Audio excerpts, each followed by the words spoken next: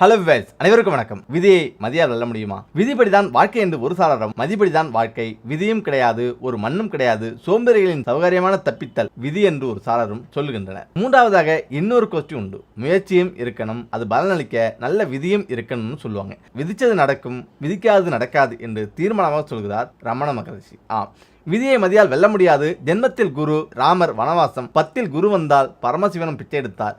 அவதார புருஷர்களே அப்படி என்றால் நாம் எம்மாத்திரம் என்கின்றனர் ஜோதிட வல்லுநர்கள். உங்களிடமிருந்து எடுக்கப்பட வேண்டியவையும் உங்களுக்கு கொடுக்கப்பட வேண்டியவையும் என்றோ நிச்சயிக்கப்பட்டுவிட்டன என்கிறது கிறிஸ்துவத்தின் புனித நூல் பைபிள். இந்த உலகில் இறைவன் கொடுத்ததை எவராலும் பறிக்க முடியாது, இறைவன் மறுத்ததை எவராலும் கொடுக்க முடியாது என்கிறது இஸ்லாம். சிலப்பதிகாரத்தை இயற்றிய இளங்கோ அடிகள் ஜோதிடம் பொய் என கூறி அண்ணன் செங்குட்டுவனை அரியணையில் அமர்த்துகிறார். அப்படிப்பட்டவரே சிலப்பதிகாரத்தில் கண்ணகியின் கூற்றாக சொல்லும்போது, அதாவது விதியை வெல்ல வேறொரு வழியை எண்ணி நாம் செயல்பட்டாலும் அந்த வழியிலேயோ வேறொரு வழியிலேயோ அது மீண்டும் நம் முன் வந்து நிற்கும். விதியை விட வேறு எவை வலிமையானவை என்கிறார் வள்ளுவர். அதாவது கோடி பொருள் சேர்த்திருந்தாலும் இறைவன் விதித்த விதிபடிதான் நாம் அதை அனுபவிக்க முடியுமே தவிர நம் விருப்பப்படி அனுபவிப்பது கடினம் என்பது பொருள். விதியும் மதியும் உடலும் உயிருமாக செயல்படுகின்றன. விதி வழியே மதி செல்கிறது என்பது ஒரு பாடல். சரி, விதிபடிதான் வாழ்க்கை என்றால் முயற்சி எதற்கு?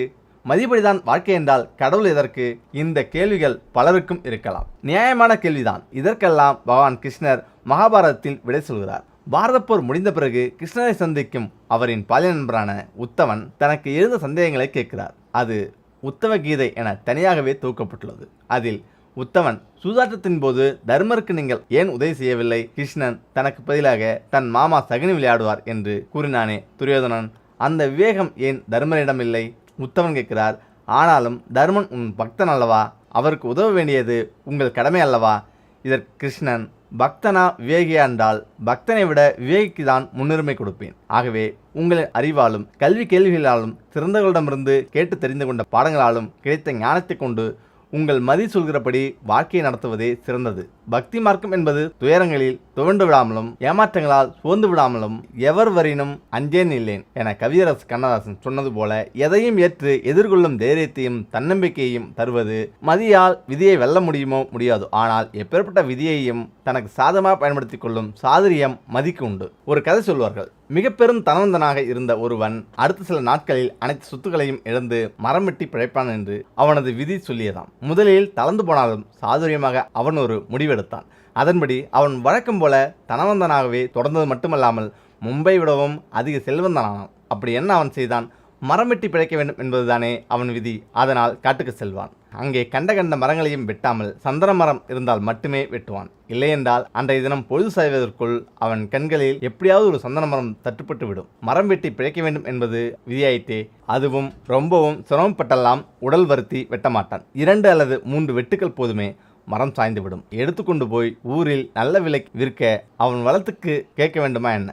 ஆகையால் விதி எழுதி செல்கிறபடி செல்லட்டும். அதை எதிர்கொள்கிற பக்குவத்தையும் அதிலிருந்து மீள்கிற புத்திசாலியமும் மதிநுட்பத்தையும் கடவுள் பக்தி நமக்கு தரட்டும். கடவுளால் விதியை மாற்ற முடியுமா? நம் பிரார்த்தனைகளுக்கு செவி கொடுத்து கடவுள் விதியை மாற்றுவரா? விதியை கடவுளால் மாற்ற முடியும். ஏன் விதியை கடவுளால் மாற்ற முடியும்? நீங்கள் எப்போ கடவுள்கிட்ட முழுமையாக ஒரு சரணாதி ஆகிறீர்களோ அப்பொழுது இது நிகழும். நிறைய மனிதர்கள் இப்படி கூறுவதுண்டு. நான் மிகவும் பக்தியாக வேண்டிக் கொள்கிறேன், ஆனால் கடவுள் செவி கொடுப்பதில்லை. அப்படி என்றால் நீங்கள் முதலில் பக்தியாகவே இல்லை. ஏனென்றால் பக்தியாக இருக்கும்போது வேண்டுதலே இருக்காது. வேண்டுதல் என்று நீங்கள் கூறும்போதே அது வியாபாரம் என்று அர்த்தம். நான் இதை செய்கிறேன், நீ எனக்கு அதை செய்து கொடு என்று. ஏனோ நீங்கள் இந்த நிலையில் இருப்பதே நீங்கள் கடவுளுக்கு செய்யும் சேவை என்று நீங்கள் நினைத்துக் கொள்கிறீர்கள். இதற்கு பெயர் நேர்த்திக்கடன் என்று நீங்கள் கருதி கொள்கிறீர்கள். சில நேரங்களில் இந்த வியாபாரம் கூட வெற்றியடைவதுண்டு. முழுமையான சரணாகதி என்றால் நான் என்பதே இல்லாமல் போவது. இப்படி நீங்கள் இருந்தீர்கள் என்றால் வேண்டுதலே இனி உங்களுக்கு தேவையில்லை. உங்களுக்கு என்ன தேவையோ ஒரு கால ஓட்டத்திற்கு ஏற்ப அது நிகழும். உங்களுக்கு தேவையானது உங்களை வந்து சேரும்.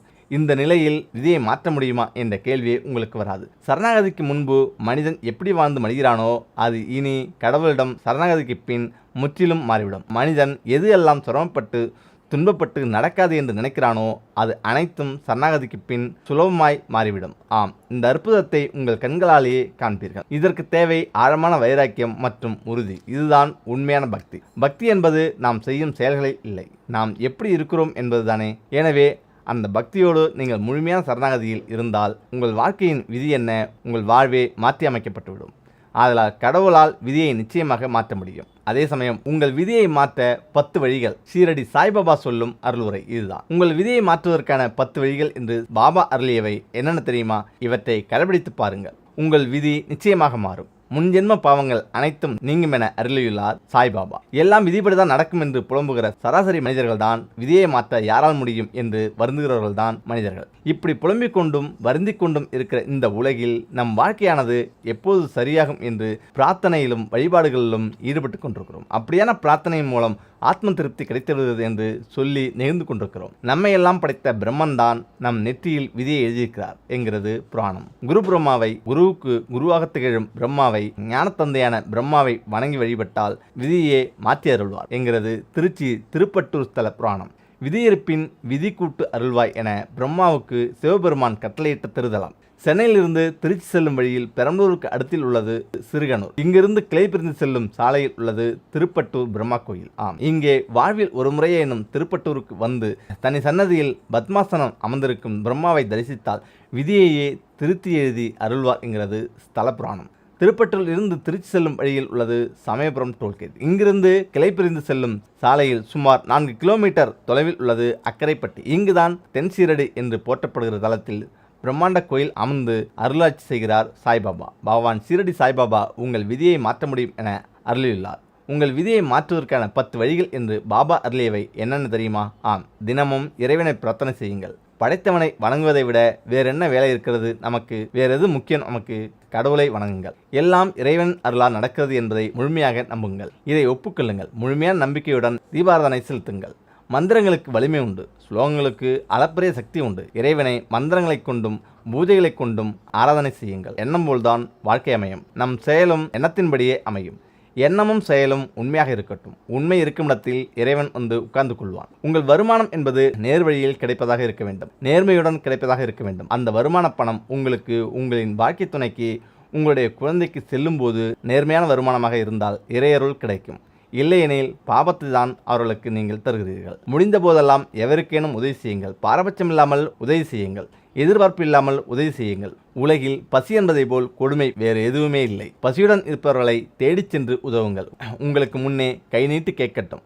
வாசலுக்கு வந்து பசிக்கிறது என்று சொல்லட்டும் என்றெல்லாம் காத்திருக்காதீர்கள். தேடி தேடி உணவு வழங்குங்கள். தேவையை விட சேவையை உன்னதமானது. போதும் என்று சொல்வதற்கும் எண்ணுவதற்கும் செயலாற்றுவதற்கும் பழக்கப்படுத்திக் கொள்ளுங்கள். அளவுக்கு மிஞ்சினால் அமுதமும் நஞ்சு என்பது உணவுக்கு மட்டுமல்ல, தேவைக்கு மீறி ஆசைப்படுவதற்காக சொல்லப்பட்டது என்பதையும் உணர்ந்து கொள்ளுங்கள். தியாகம், வைராக்கியம், பொறுமை மூன்றும் மிக முக்கியமான நல்ல குணங்கள். தியாக உணர்வுடன் இருங்கள்.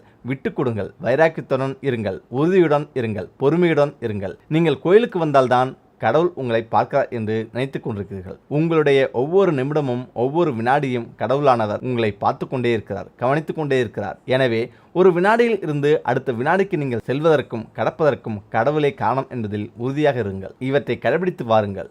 உங்கள் விதி நிச்சயம் மாறும். முன்ஜென்ம பாவங்கள் அனைத்தும் நீங்கும் என அருளியுள்ளார் சாய்பாபா.